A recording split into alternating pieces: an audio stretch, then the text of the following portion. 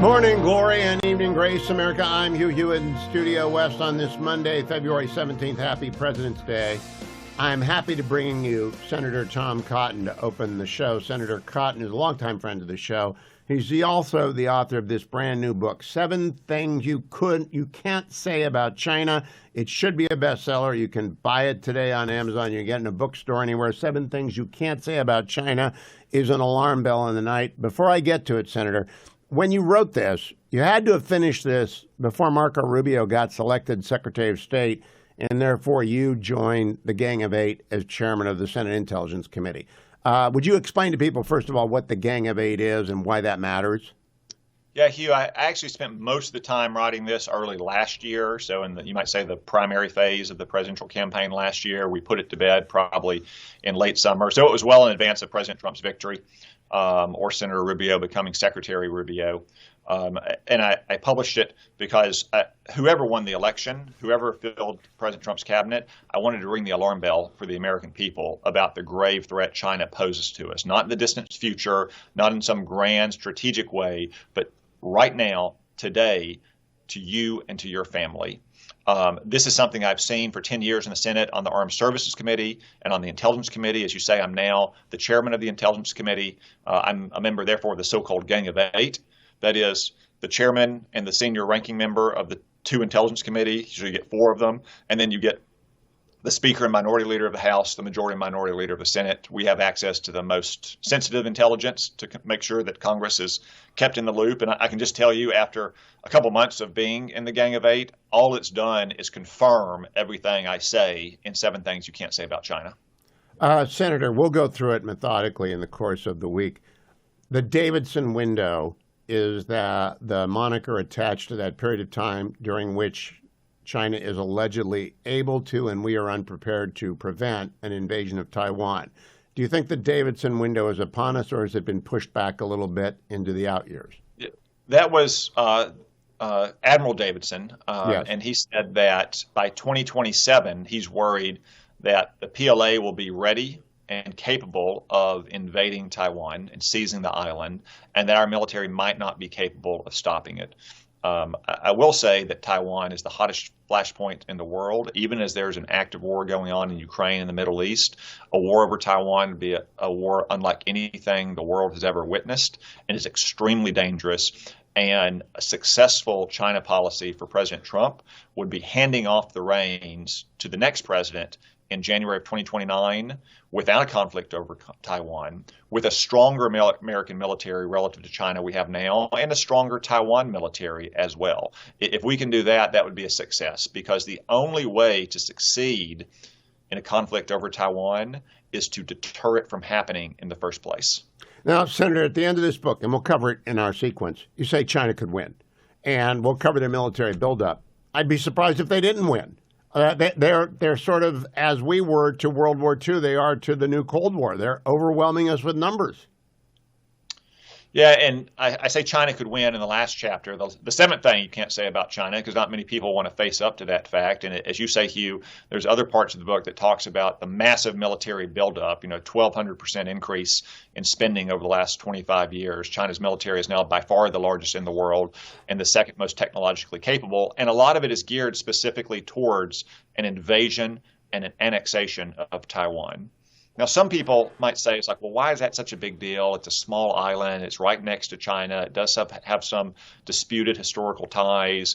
Yeah, what China has done in Xinjiang and Tibet and Hong Kong is really bad, but that didn't cause catastrophic consequences. Why is Taiwan different? The answer is Taiwan just is different. For instance, Taiwan is the world's leading producer of semiconductors, which power a modern electronic digital economy.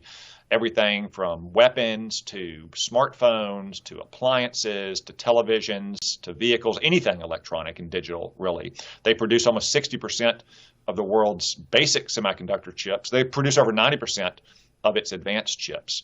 China is also what MacArthur called the unsinkable aircraft carrier and submarine tender.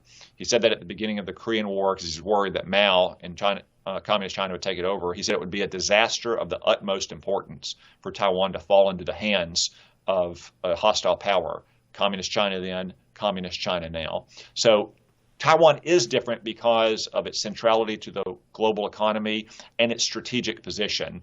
And that's why America has always stood up. And even after we switched our recognition from Taiwan to China in 1979, for the status quo, for peaceful relations across the state, and for no forced unification of Taiwan and China. Now, Senator, you also write at length about what would happen if Taiwan were to be invaded. And you say it's a worldwide depression, but you skip over because it's strategic ambiguity at its best. Do you think we'll get involved? Do you think our Virginia-class submarines will sink their 3 carriers and their ro-ros and everything else? Well, Hugh, again, let me stress the only way to succeed in a conflict over Taiwan is to prevent it from happening. Again, I've seen lots of war games between the United States and China fighting over Taiwan. None of them have happy outcomes. Even when the United States and Taiwan and our allies can, say, fight to a standstill, prevent Communist China from getting a foothold on the island, prevent them from blockading the island, the devastation is still massive. It is probably an instant worldwide depression, and it's a depression that would have a very long echo effect as well because of all that semiconductor manufacturing in Taiwan. You know, that's not like, say, oil and gas, whereas if you had a war in one country that produced a lot, sure, you'd have a spike, but other countries could backfill it because it's a basic commodity. Those are very exquisitely manufactured products that are very hard to replicate anywhere else. We've tried to do so here in America over the last few years, and we haven't had great success.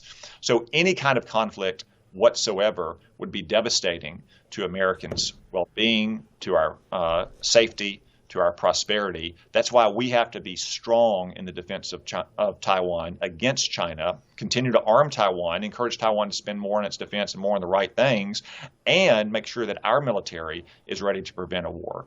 It's now, much the two like things I want to make sure I get into the very first. People have to listen all week long to get everything about 7 things. Or a primer. You need to actually go get the book and buy it for your friends, and every teacher's got to get it. But that if that Taiwan invasion comes, deterred or not, if it happens, markets will crash. I mean, trillions and trillions and trillions of dollars of the equity of people listening to this show, though they have nothing in a Taiwan stock, it will be a Great Depression unlike the Great Depression. Am I overstating it, Senator? No, I don't think you are, and that's not just your opinion or my opinion. I cite some of the leading experts on China or market players who have said it's an instant depression.